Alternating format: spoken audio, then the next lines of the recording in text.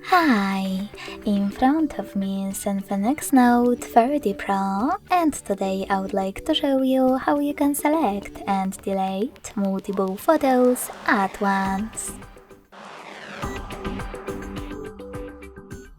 You need to begin by opening Gallery app and holding one of your photos that you wish to get rid of.